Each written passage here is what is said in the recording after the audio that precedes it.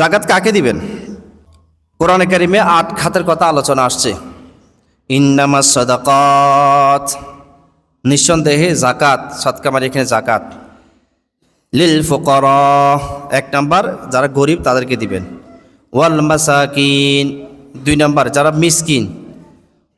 ওয়াল আমিলিনা আলাইহা, 3 নাম্বার ইসলামী স্টেট প্রতিষ্ঠা হলে ইসলামী স্টেটের পক্ষ থেকে যারা জাকাত উত্তোলন করবে কর্মচারী, তাদেরকে জাকাতের টাকা দেওয়া যাবে।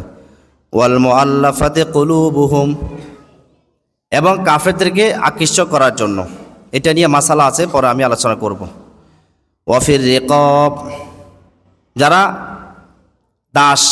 দাস মুক্তির জন্য জাকাতের টাকা দিতে পারবেন, জাকাত এই খাতটা ব্যবহার করতে পারবেন। ওয়াল গরিমিন, যারা ঋণগ্রস্ত, ঋণে জর্জরিত হয়ে গেছে, তাকেও জাকাতের টাকা দিতে পারবেন ঋণ মুক্তির জন্য।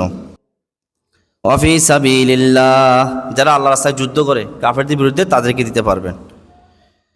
7 নাম্বার। 8 নাম্বার ওয়াবনে সাবিল, যারা মুসাফির, দূরে চলে গেছে, অনেক দূরে, তার হাতে টাকা শেষ হয়ে গেছে, তাকেও আপনি জাকাতের টাকা দিতে পারবেন।